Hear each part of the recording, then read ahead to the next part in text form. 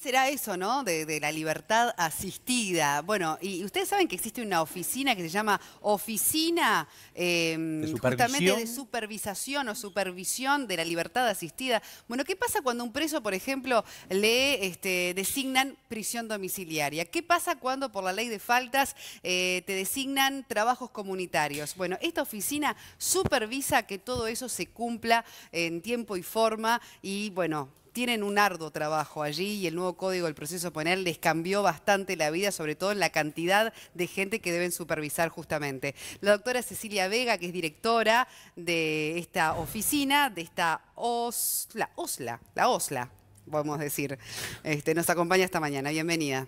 Muchas gracias, buenos días. Sí, la oficina es Oficina de Supervisión de Libertad Asistida. Sí, bueno, hace poco nos enterábamos, por ejemplo, para arrancar la entrevista, de un convenio que la oficina hace con el INUMET, para que justamente personas con condena pudieran trabajar allí. ¿En qué consistió básicamente ese acuerdo que logran con el Instituto de Meteorología? Bueno, en el caso de INUMET, sí, para nosotros fue un convenio importante porque nos abre puertas para poder derivar a personas que les son dispuestas tareas comunitarias, sea por el Poder Judicial, pueden ser juzgados penales o de faltas, y lo bueno de ese convenio es que es en Montevideo y en el interior. Entonces, bueno, para nosotros es ¿Pero importante. en qué consiste? Que las personas van a realizar allí tareas que pueden ser desde mantenimiento, albañilería, pintura, o sea, en general lo que ellos les designen allí, ¿no? Mayoritariamente nosotros tenemos varios convenios con un montón de instituciones educativas, de salud, bueno, en este caso INUMET, y eso va a depender de la tarea que se le designe el centro. Esas son personas que tienen que cumplir tareas comunitarias, por ejemplo, como condena, digamos. Exacto. Nuestra oficina se dedica, básicamente como para encuadrarlo, a todo lo que son medidas alternativas a la prisión. Todo lo que no es prisión, nos dedicamos nosotros. Por eso te iba a hacemos preguntar, el seguimiento. porque me llama muchísimo la atención, ¿la libertad asistida es lo mismo que la prisión domiciliaria antes? No. Y entonces tenemos la palabra prisión y después desapareció la palabra prisión para transformarse en libertad. Contanos un poquitito si es lo mismo, si no... En realidad, libertad asistida, o sea, la oficina se llama libertad asistida, pero nuestra ley no habla en ningún momento de libertad asistida.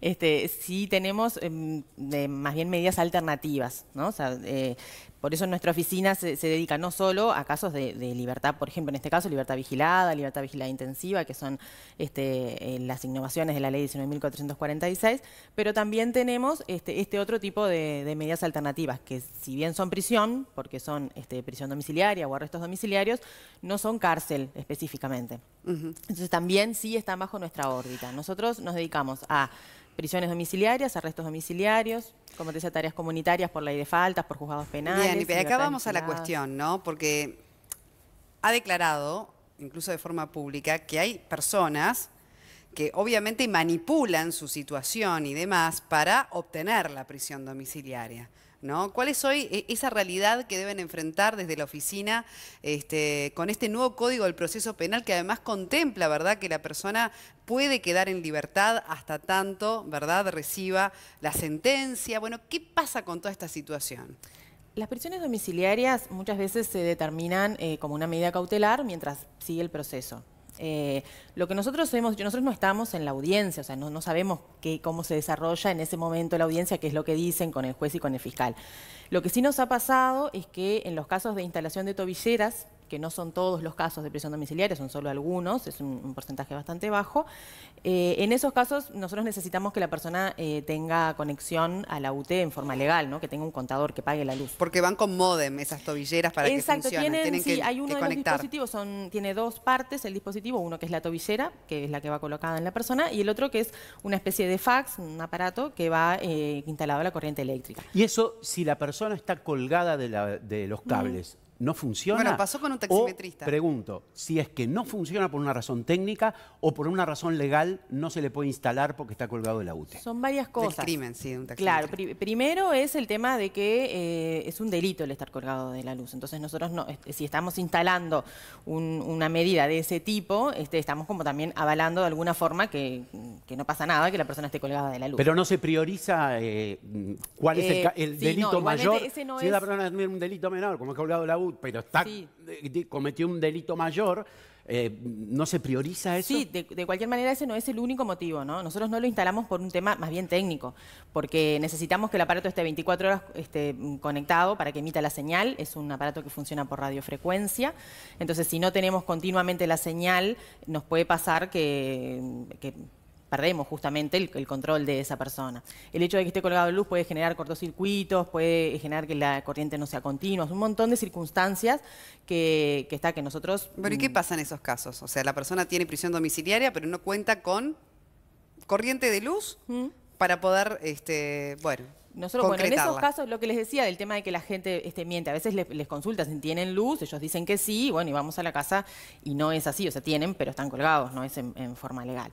En esos casos nosotros, después que hacemos el estudio del lugar y si se dan las condiciones para instalar, si pasa algo de eso, comunicamos al juez o al fiscal que haya dispuesto la medida y nosotros esperamos la orden de ellos, ¿no? O sea, actuamos en base a lo que ellos nos informen.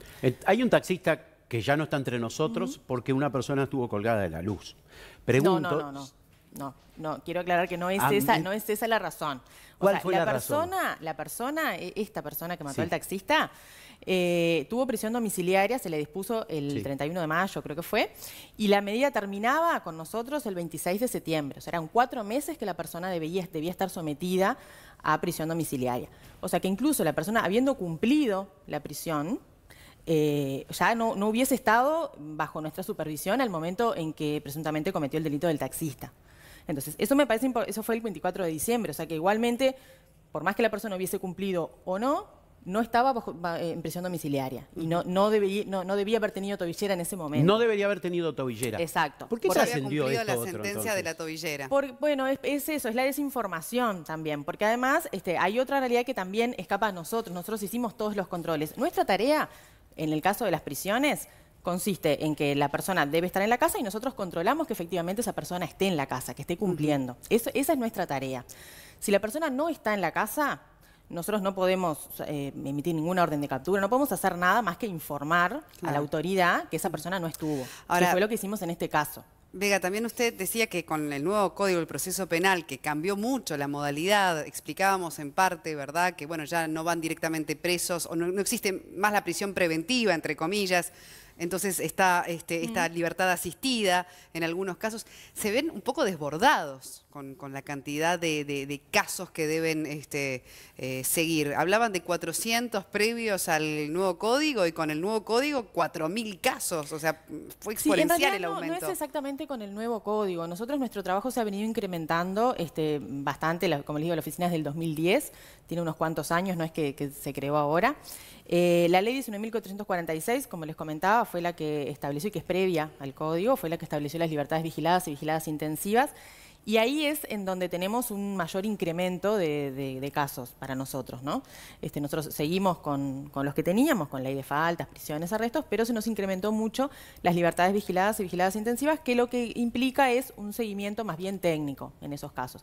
Cuando la persona está con libertad vigilada, nosotros citamos a esa persona, le hacemos una entrevista con un técnico que se le designa y le hacemos el acompañamiento durante el tiempo que dure la medida. En general, ¿la gente suele cumplir con sus medidas de libertad asistida? Es muy variado. Desde ir a firmar a un juzgado hasta una tarea comunitaria, en general hay cumplimiento. Variado y en esos casos depende mucho del perfil de las personas. Nosotros hemos hablado también de esto, de que sí, realmente no es el mismo el perfil de la persona para un arresto domiciliario capaz que para una tarea comunitaria. En eso varía mucho y por eso estamos también trabajando con el Poder Judicial, con la Fiscalía, el INR. ¿En qué sentido? Porque a ver si entendemos lo que quiere decir. Tratando de poder nosotros intervenir en forma presentencial, ¿no? O sea, antes de que se emita realmente una sentencia y que si a esta persona va a hacer tareas comunitarias, que nosotros podamos intervenir previamente. Claro, dar una opinión de si están en condiciones, por ejemplo, de poder garantizar la supervisación de este tipo de perfil. No exactamente, porque nosotros lo que queremos es que la persona tenga el perfil. Hay personas que, por ejemplo, que nunca tuvieron un trabajo fijo en su vida, que psicológicamente es muy poco probable que esa persona sostenga esa medida, ¿no? A eso queremos apuntar, a tratar de afinar un poco más los perfiles para las medidas. Nosotros consideramos que realmente las medidas alternativas son mucho más efectivas que la prisión. absolutamente.